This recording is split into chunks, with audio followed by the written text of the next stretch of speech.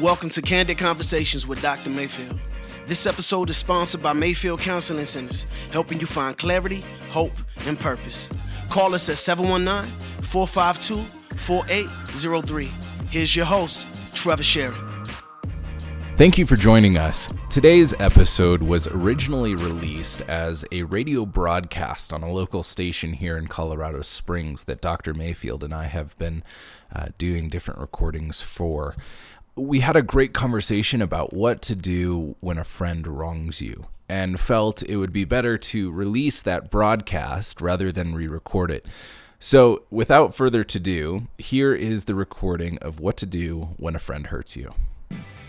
Good Saturday morning. Thank you for joining us for Candid Conversations. We are so glad that you are joining us. Last week, we had a pretty heavy conversation about respect and honor and disrespect. And I hope that you had some self-reflection on opportunities to change language of disrespect to respect. If you missed that broadcast, keep in mind that this broadcast is in conjunction with a podcast that we release under the same name every Wednesday. You can find that on iTunes or Google Play under Candid Conversations with Dr. Mayfield. I am joined in the studio today with Dr. Mayfield, and today we want to take on another heavy subject titled When a Friend Hurts You. Dr. Mark, this is definitely something that may touch on a few nerves. Do we want to talk a little bit about triggers first? Well, absolutely. I think in the counseling realm, what is the number one thing that we have come across our doors, or the phone calls that you get, or the emails that we get? 9 times out of 10, it's a relational wound. And it's a relational wound that's not been navigated well, or a relational wound that has been in the past that's now reared its ugly head in the present. And I think our listeners, and just I know those that I've come in contact with through our talks and our podcasts and some of the other ways that we engage in our community, we don't realize just how much our relational wounds from our past play or are active in our present. And so I'm just going to do a quick, I don't want to get too technical here, but just a quick conversation about what are triggers. And I think the best way that I can describe this is actually going to another sense. I grew up in Southern California, outside of Santa Barbara, and my grandmother had honeysuckle bushes on, vines or whatever they were on her fence. And it was good memories. I was 10 years old when I moved to Colorado, so it was a long time ago. But I remember playing in the backyard, and it's amazing when I'm walking by a candle shop here in Colorado Springs or Estes Park or Breckenridge or wherever we go, and I smell something that's reminiscent of honeysuckle. I get taken back immediately to playing in my grandmother's backyard, and we call that a state emotion or a state feeling, STATE. It's a way of our body remembering. Our body's taking in things all the time. Our senses are processing, our brain's processing all the time. And a lot of times we don't think about it. We smell a smell, and we don't think anything of it until we smell again, and it brings us back to that memory, because our smells and our tastes and our touches are all connected to our memory. But the same thing happens to emotions. There's this amazing book, if anybody wants to read more up on this, just about how our body remembers. Is actually 2 books, The Body Remembers, and then another book called The Body Keeps Score.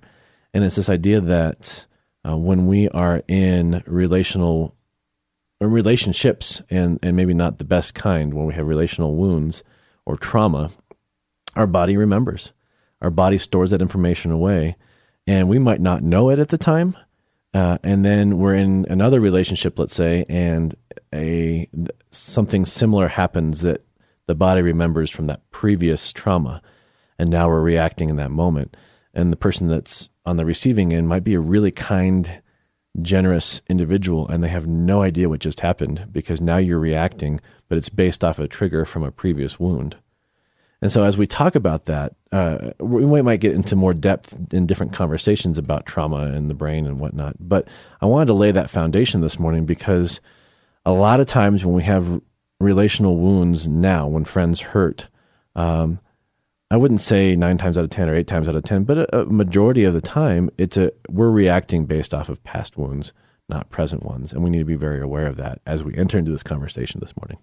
So as we talk about when a friend hurts you or when a relationship goes sour, we need to be mindful of those instances where it may hit a trigger point. It may bring us back like honeysuckle to something that wasn't so pleasant, and be conscious of ourselves and those people that we're talking to. There may be relationships where somebody's reacting in a way that doesn't seem necessarily appropriate or correct, and they're a great person and it's a great relationship, but there's just something that's happening that's throwing it out of whack, and that may be a trigger from a previous relationship.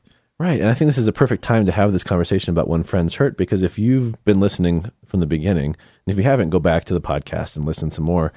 But we've laid a really good foundation of how to navigate this very thing. And a lot of times we get really defensive when somebody reacts in an adverse way to us, or they say something that triggers us. Our defenses go up, and that's a natural way of responding. But there's always more behind the veil. There's more than going on behind the scenes than what's going on in front of you. And so I've known a lot of people in my life that have chosen to opt out of relationships because so-and-so did this or so-and-so did that, or I was hurt by this person or that person. And they just chalk it off as that person was disrespectful or didn't like them or was insensitive, where it maybe is a lot more than that. And in our society, we don't take the time to lean in. And that goes back to the foundation of why conversations are important. And so I think there's a couple points that I want people to consider is if somebody has hurt you or has reacted to you in an adverse way that's hurt your feelings, make sure you're reading the situation correctly. Like really take a step back and reflect going, okay, what do I need to own? Did I do anything that I need to own that has caused them to react this way? And if so, own it. If not, don't. But then go, I wonder what else is going on. And that's where we talked about, I don't know what broadcast it was, but we were talking about this idea of seeking to understand instead of being right, and that listening concept of approaching that person with kindness and going, I noticed that you reacted in this way, and I'm wondering what that was about. Could you explain more? I want to know what to do differently next time. But if somebody has hurt you, so you're on the receiving end of it, again, I think make sure that you're reading the situation correctly. And how do you engage in that conversation, though it might be uncomfortable? And that conversation is, hey, I felt this way when this happened. What's going on? Yeah, I think I statements, and I have probably listeners that have been in counseling, they're probably rolling their eyes right now because I statements they take work. Instead of the you blaming, you can say, hey, when you stated this, I felt this. Did I read that correctly? Was that your intention? And I think if you are in relationships, so if we're using the word friend, there's a supposition there that there's actually a relationship there, right? It's not this just coworker or acquaintance where if they say something, you're just going to let it roll off your back because they don't have that kind of clout in your life.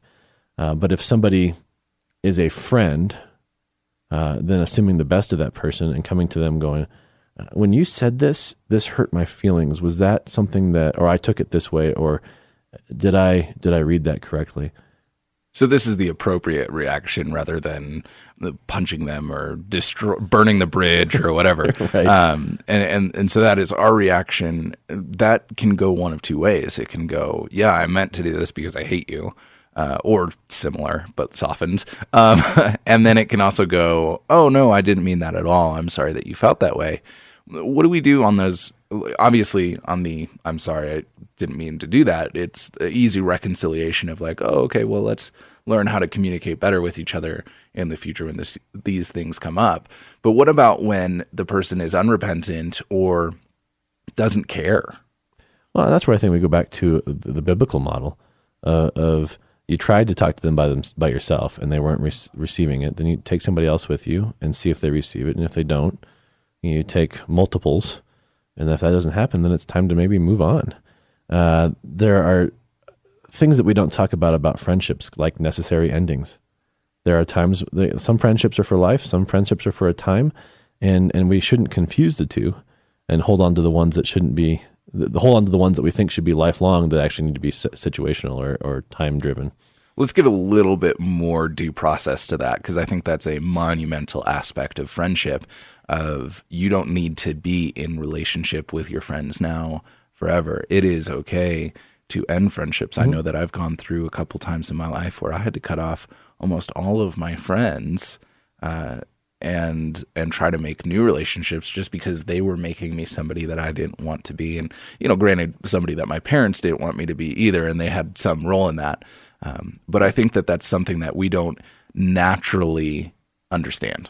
I think we probably should do another broadcast on just the idea of what are friends and how do you pick friends and that kind of stuff. But I think the big thing is this, is that we, and it goes back to what I talked about probably in the first or second broadcast of when I used to meet people, I used to share my whole story because I wanted them so desperately to like me and be my friend that I would just lead with everything. And I didn't have a good concept of what a friend was. And so I'd like to maybe put a pause on that for right now and come back to it maybe next week. And as we talk about what is a friend, it kind of goes back to the idea of what is a safe person. But I think we need to take it when somebody hurts us or we have that conversation where it's, you come up to them and say, I took it this way, it triggered me, or my feelings were hurt, and they don't respond well. It's time for you to take a step back and pause whether or not that friendship is worth pushing forward in. And then you also look at patterns. If the first time, then maybe something's going wrong or whatever.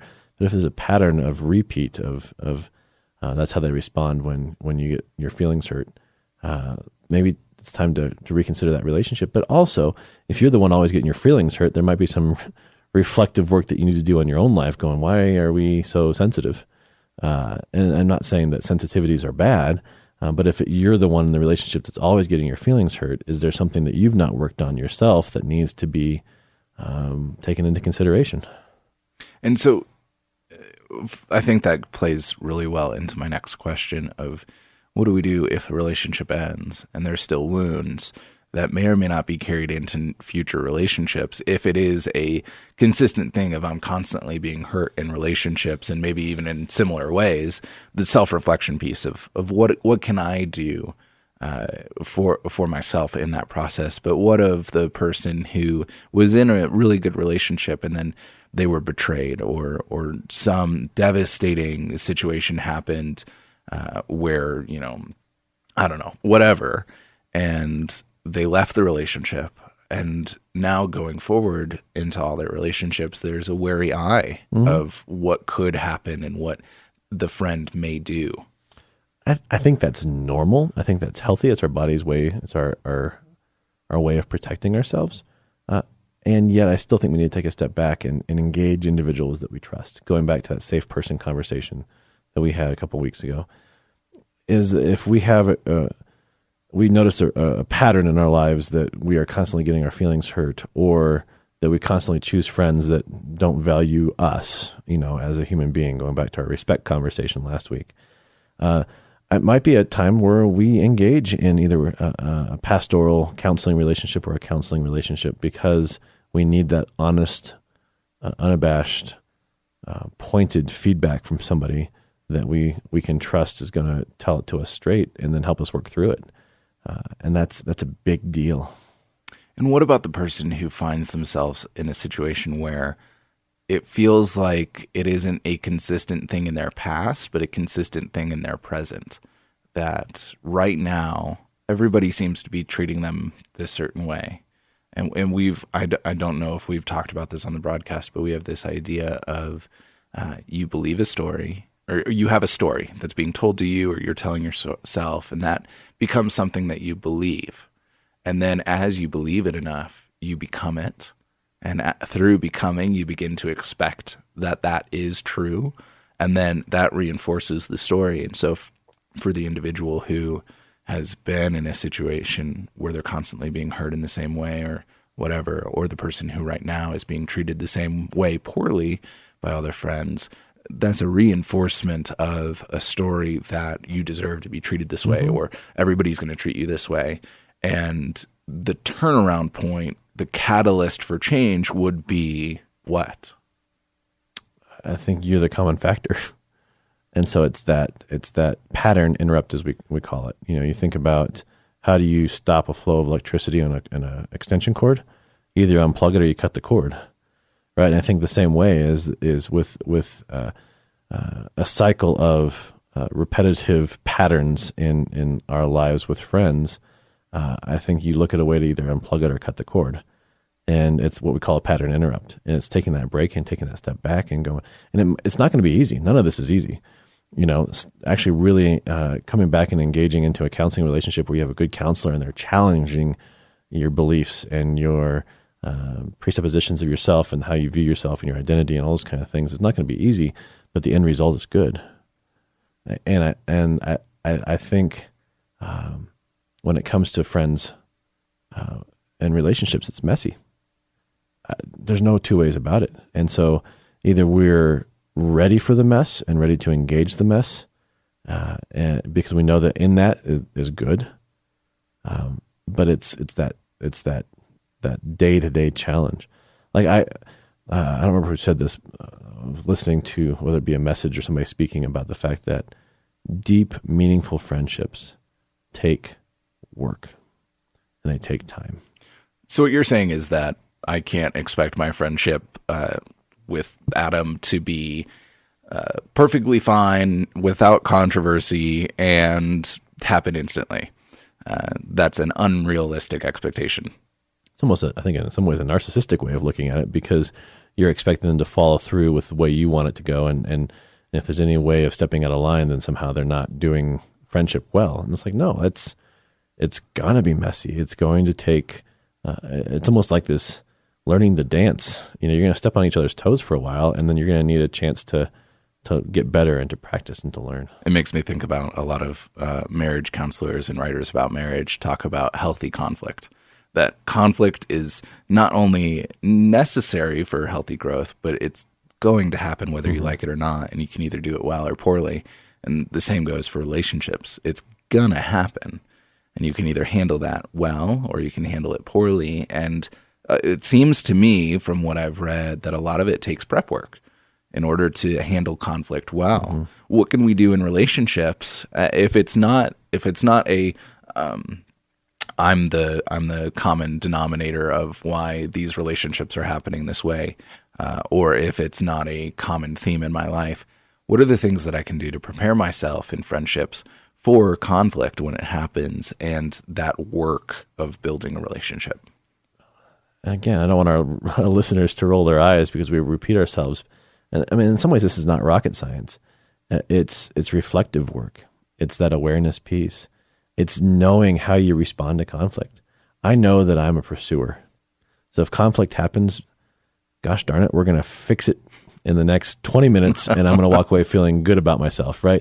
And that's not healthy because a lot of people are avoiders. Yeah. And avoiding is not healthy either. And so when we're in relationship and we have conflict, it's that give and take. But I think a lot of it is recognizing where you're at, how you respond, and being willing to take a breath. And so, in my relationship with my wife, I'm a pursuer, she's an avoider. But with a 10 and a half years of marriage, we realized that this dance is okay. She's avoiding not because she doesn't want the conflict. She's avoiding because she needs to collect her thoughts so that she has a good way of engaging into that conflict. And so there's a times of break that needs to be taken for that to happen.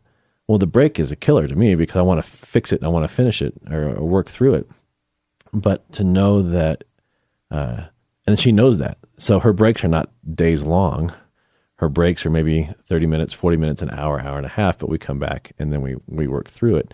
And I think the same way in relationships, as you begin to build those friendships, it's understanding how the other person is and how they respond to conflict and respecting that piece of them, and knowing that if it's actually a relationship that's going to be meaningful and it's going to work, you're really going to put trust in that person that they're going to respect you in return.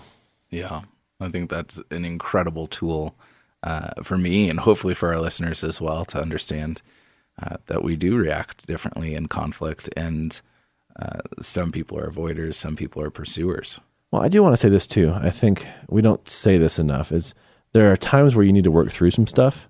And if it's really deep conflict and you've actually been wounded to your core, take the steps. If the relationship is worth it and you don't need to cut your losses, but it's really worth it, you need to work through those things, and that's going to be messy and it's going to be hard. But I also think you need to learn when to let it go.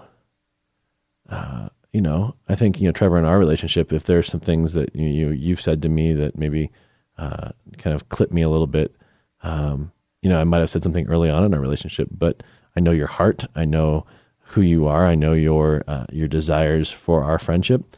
And so if you, let's say, you're having a bad day and you're grumpy and you just say something, and I'm like, 2 years ago I might have said, wait, what's going on? But now it's like, you know what? It's not a big deal. Yeah. I'm going to let it go. It's not an attack on my character. It's not an attack on me.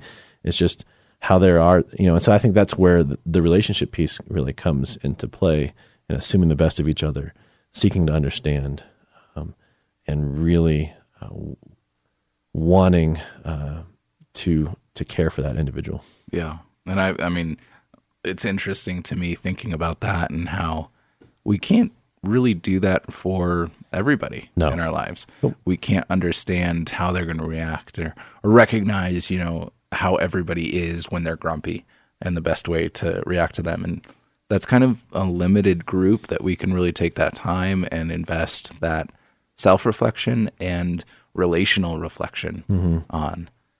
It's not just anybody off the street that I can do that with. And that comes with time. And there's a patience factor to it. There's a humility and self-reflection aspect to it. Well, one of the things that I see a lot of when I'm working with individuals is that if there's a pattern of woundedness or wounding in friendships, people only get to a certain point. I'm going to let you in so close, and I'm expecting you to hurt me, and so we're not going to get any closer. And I think that's where that self-awareness piece and that getting with somebody that you trust, whether it be a counselor, a pastor, a parent, a friend, a mentor, to really help walk with you through those things and helping break down those walls that you've erected, rightfully so, to protect you. But I've met people that are so desperate for deep relationships, but they push people away at a certain point in every friendship, and they're wondering why people don't like them. And you're like, well, okay, there's some reasons behind this. They're valid, but do you want to know why, and how can we work through those? And that's where I think, especially in our culture nowadays, getting a third party, a person of trust or a person of confidentiality, maybe you don't trust them right now, but it's a person of confidentiality, like counseling or a chaplain or a priest or a pastor or something. Now you have the ability to work through some of these areas that you might be blind to. Well, I hope that this has given insight to friends and to us as individuals to kind of reflect on some of the past relationships we've had and the relationships that we have now, recognizing a few different ways that we interact with each other in conflict and in hurt, past wounds and current wounds.